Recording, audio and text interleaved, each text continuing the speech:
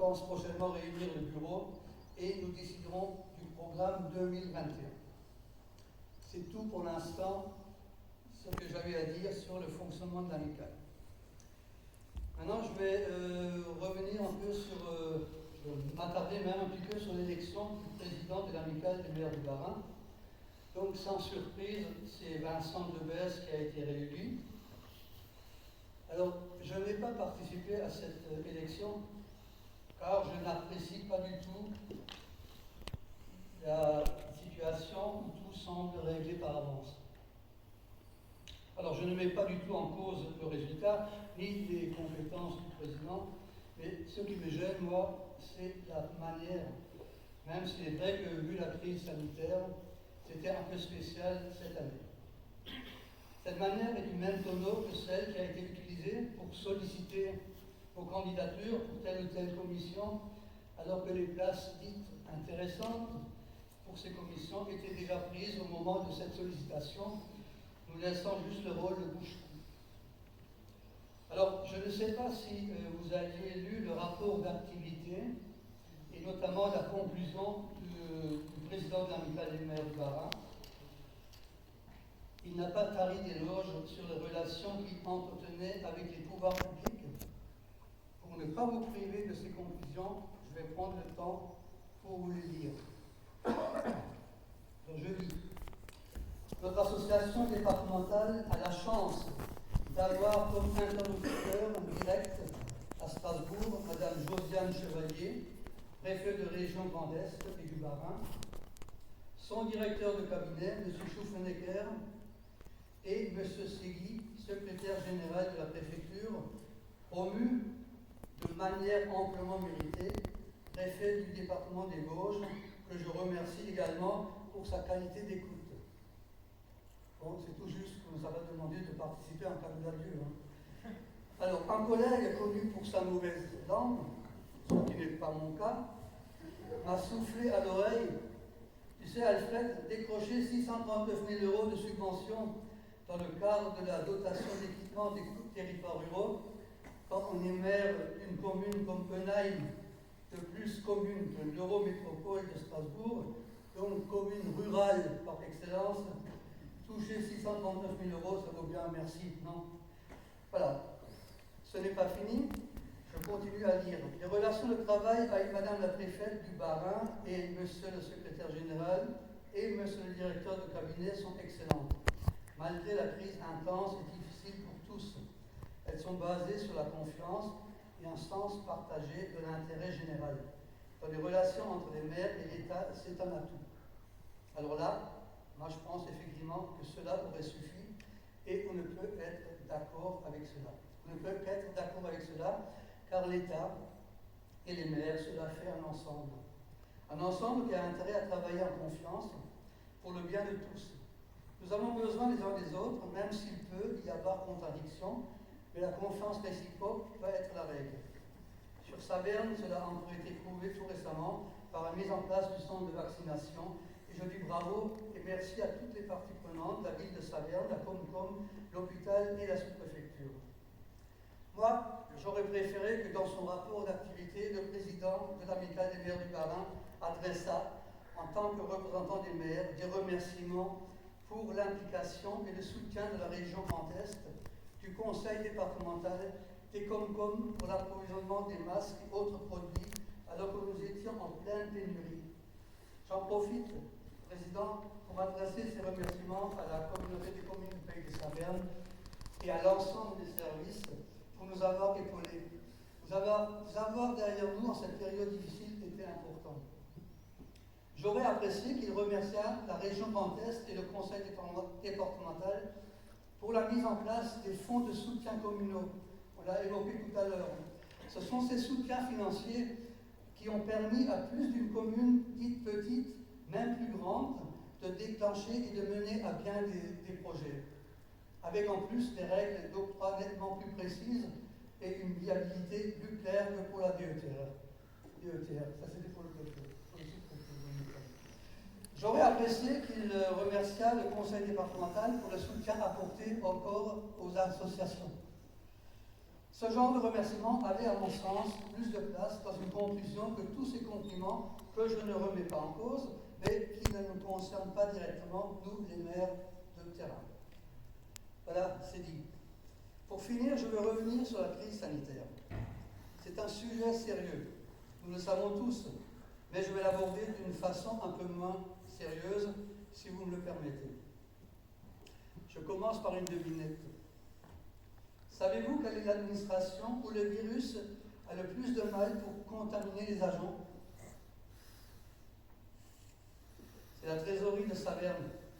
En effet, à la trésorerie, ils ont une grande capacité de rejet. Bon, t'allais tout ça, j'ai déjà fait, hein, donc tu transmettras. Alors, il faut bien se rendre à l'évidence, l'année écoulée a été incontestablement marquée par la crise sanitaire. Rappelez-vous, nous les élus, nous avons été confrontés au problème dès le premier tour des élections. Il est vrai qu'on ne parlait pas encore de distanciation, encore moins de masques. On conseillait de limiter l'accès à l'urne en faisant rentrer au compte-gouttes les électeurs avec, si possible, un stylo propre ou encore mieux avec leur propre stylo. Beaucoup d'électeurs avaient compris qu'il ne fallait pas encombrer les bureaux de vote. Ils avaient tellement bien compris qu'ils sont restés chez eux. Problème de communication, me direz-vous. Oui, les problèmes de com ont rapidement surgi. À partir de mi-mars, un seul mot, Covid. Tout le monde découvrait ce mot. Covid, oui, mais Covid-19, déjà plus difficile à comprendre. Ainsi, dès avril, un de mes concitoyens, Émile, 82 ans, un peu dur de la feuille, m'a interpellé. Monsieur le maire, j'ai un problème. Ah bon, Émile, qu'est-ce qui se passe? Ben, je ne sais pas comment vous faites, vous, monsieur le maire, mais moi j'ai un problème avec le Covid, et surtout avec le Covid-19. J'en suis actuellement au Covid-5 et je ne sais pas comment je vais arriver au 19. Il faut prolonger la crise. Ich bin nicht überhaupt. Alors, quand on parle de Covid, le sexe n'est pas loin. Comme on disait l'autre, en effet, la question du sexe du virus s'est rapidement posée. Le Covid ou la Covid? Alors pour moi, c'était clair dès le départ. Une chose tellement habile, qui laisse les jeunes tranquilles, qui rend les papis haletants et fébriles, ça ne peut être que féminin.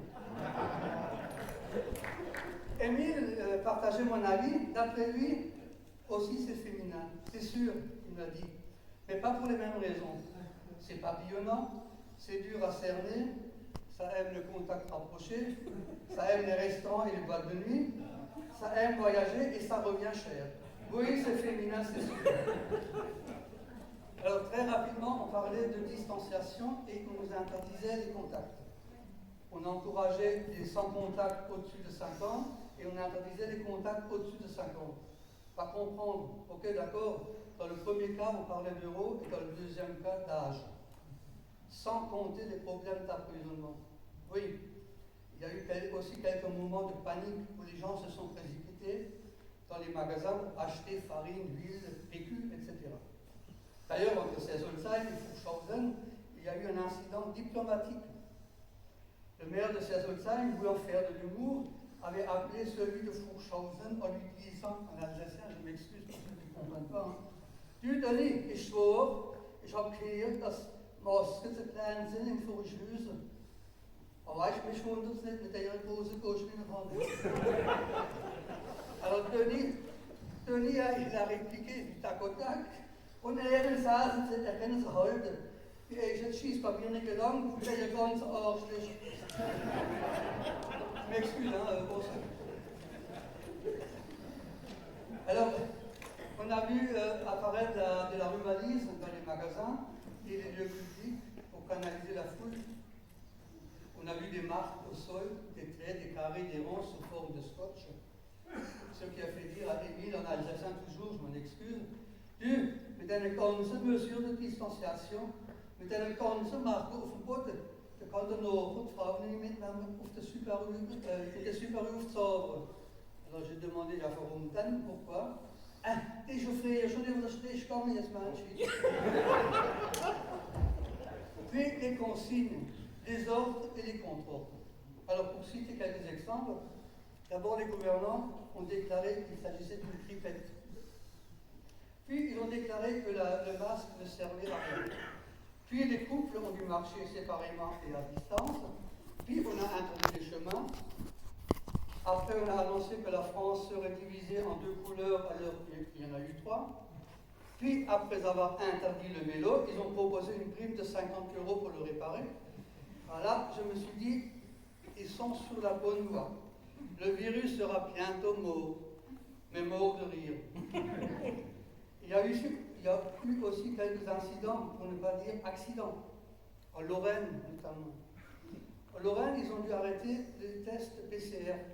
Vous savez, ce qu'on pratique avec le coton-tige, ça s'appelle l'écouvillon. Oui, ils ont dû arrêter les tests parce que trop souvent, il y a eu des accidents. Parce que quand l'infirmière mettait le coton-tige dans la narine d'un Lorrain, eh ben, et qu'elle poussait un peu trop loin, même sans pousser, le coton-tige tombait dedans. Parce qu'il n'y avait rien pour l'arrêter. On peut aussi évoquer les consignes de Noël pour papy et mamie. Rappelez-vous, papy et mamie à la cuisine. Émile est venu me voir pour me dire, monsieur le maire, ça ne va pas. Ça ne va pas cette histoire de papy et de mamie de la cuisine. Tenez, connaissant ma mamie, elle va se mettre en 4 pour faire la cuisine. Moi, je mange pour 2 heures, on sera déjà assis, ça n'aura même pas commencé. Alors, comment faire? J'ai réaménagé les fauteuils du salon pour accueillir mes enfants et petits-enfants, et maintenant je me trouve le cul entre 2 chaises. Confinement, déconfinement, couvre-feu, c'est sûr, c'est dur à vivre. C'est encore plus dur à comprendre. Et en plus, avec toutes ces couleurs. La France est divisée en 3 couleurs pour la crise sanitaire. À cela se rajoutent les alertes rouges ou oranges pour la météo. On s'en sort plus. Tenez, moi-même, j'étais en train de manger un cordon bleu, tout seul dans ma cuisine. Ma femme était dans le potager, elle a la main verte. Vous me suivez, cordon bleu, main verte? Maintenant, accrochez-vous. J'avais ma télé allumée et j'ai vu M. Castex. Il était rouge de honte. Avec son rire jaune, on voyait bien qu'il avait eu une peur bleue pour nous dire qu'il avait eu le feu vert et donc carte blanche pour nous annoncer un nouveau reconfinement. Moi, quand je l'ai vu, je suis devenu blanc comme un linge. J'étais vert de rage et bien sûr, j'ai piqué une colère noire. J'ai donc fait grise mine quand un message est tombé. C'était le DGS de la Comcom de Saverne qui décrivait noir sur blanc que les finances étaient dans le rouge. Alors là, je me suis dit, la vie en rose, ce n'est pas encore pour demain. Justement, que nous prépare demain? Que nous prépare la Covid et la communauté des communes du pays de Saverne? Chers collègues, je crains le pire. Comme il reste du gel hydroalcoolique, je crains que la Commission des finances ne l'utilise pour geler les fonds de soutien communaux.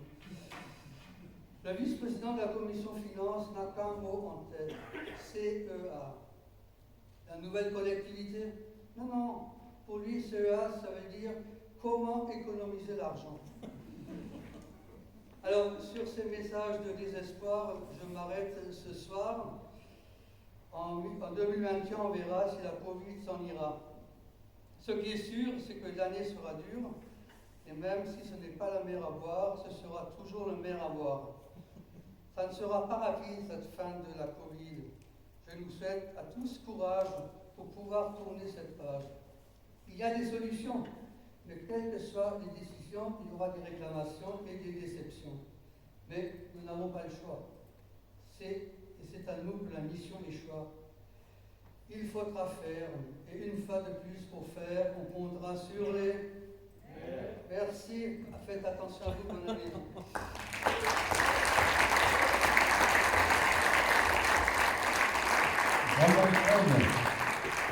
Alors franchement, pour notre premier spectacle depuis fort longtemps, hein, je crois, honnêtement, on peut encore une fois l'applaudir parce qu'on a passé... On a vraiment passé un très bon moment. Merci Alfred. Merci d'avoir suivi une de mes consignes. Mais faites attention à vous parce que j'ai remarqué, il observe, il voit tout. Hein, donc on verra la prochaine fois. Voilà, donc je vais clore la séance. Je vous remercie pour cette première réunion importante de l'année. Des décisions importantes ont été prises. Merci pour les débats. Et juste avant de partir, bien sûr, vous allez passer devant le bar, vous respectez les distances et puis vous marquez juste un temps d'arrêt et vous repartirez voilà, chez vous. Voilà, je voulais découvrir ce qui vous attend, une petite chose qui vous attend quand vous allez passer devant le bar. Merci à vous, bonne rentrée, bonne semaine et bonne année encore. Voilà, merci.